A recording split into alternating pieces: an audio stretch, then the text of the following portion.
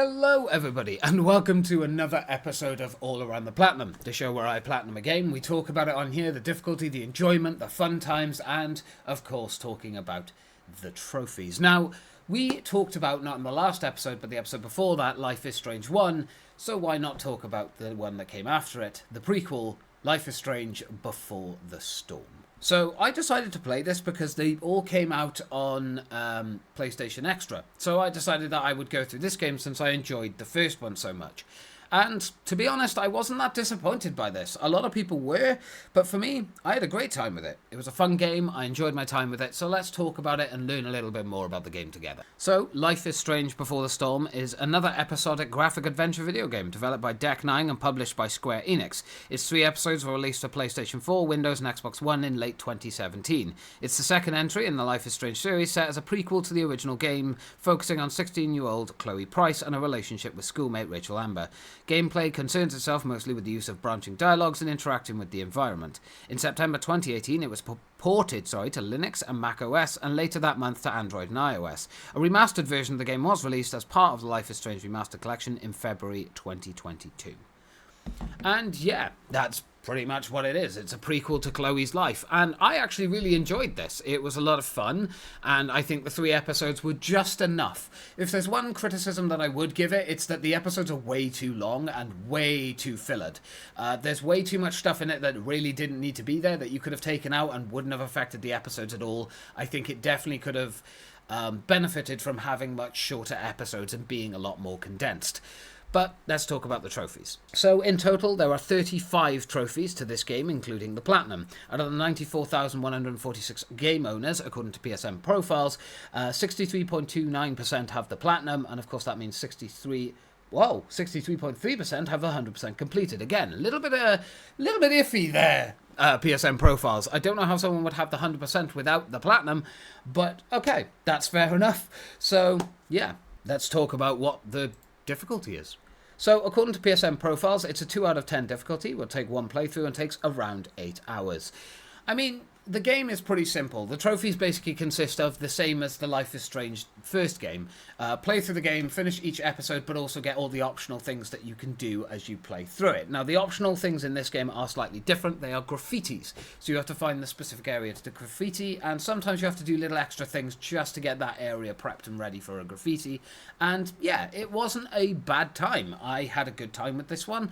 But without further ado, guys, before I get into my enjoyment and the difficulty, here's all the trophies popping on stream that I did before.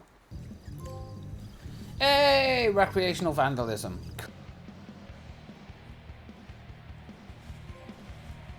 I see you saw. 43. Just ask Steve Jobs. The last unicorn. Huh. Never seen it. Does it say? Ladies and gentlemen, Principal Worlds. Rock Idol. Just keeping it real.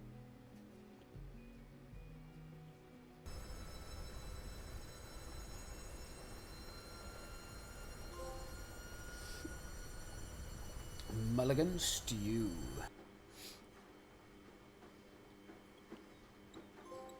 Stop sextanting the interns. Pioneer Spirit. Face your anger. 1 hour, 5:10.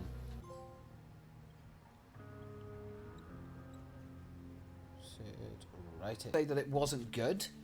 I thought that was fucking awesome. Awake, dear heart. Okay. Everybody wants to have a good time, right?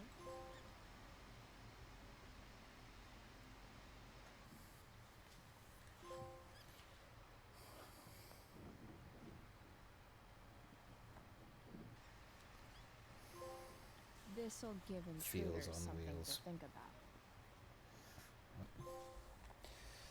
Cannon wall. I wish list.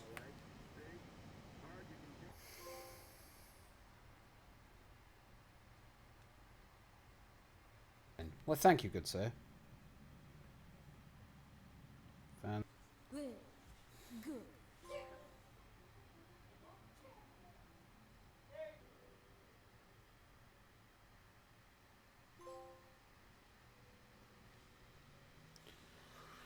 Oh, wonder. Welcome to hell. Tread harshly. And talented?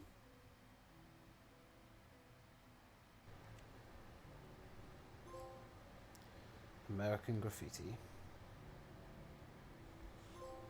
Extra credit. That's Peer review. Yeah. Oops. Am I? Thank you for the hydrate, mate. I will do that in a second. Hitting on chicks. Monthly masterpiece. Spit take. I'll need my forceps to extract this baby Ruth.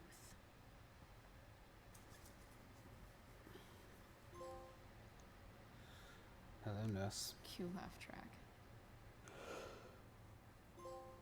There you go.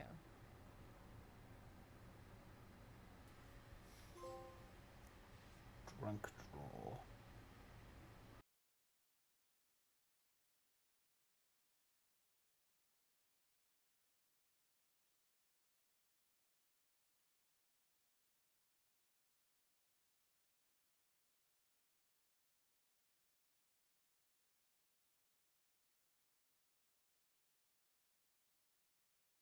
Okay, and with that, I hope you guys enjoyed that. There was a lot of trophies to pop, but yeah, I hope you enjoyed it, and let's talk about everything else that goes with it.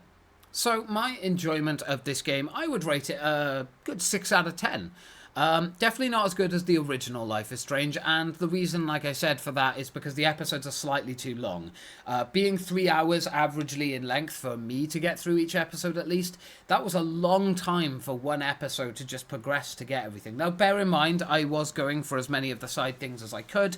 I was trying to get as much dialogue options as I could, but I did find myself in the last episode kind of just trying to rush through the main story of it, noticing that I had actually missed a few optional conversations that I could have had, and sometimes there were conversations and things that had no bearing on the actual game, or the actual sort of episode. Again, your choices apparently matter in these sort of games, and the problem that I found with this is there were so many different choices that literally didn't have an impact on absolutely anything, and I could have missed them entirely and it wouldn't have mattered.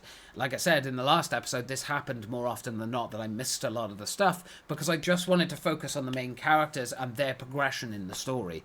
Unfortunately, that did mean that I missed a few things that would have been quite cool to see, but had no bearing, so I didn't really see the point. When it comes to difficulty, I'm certainly not going to give this game a high rating. It was probably a 1 out of 10, I'd say.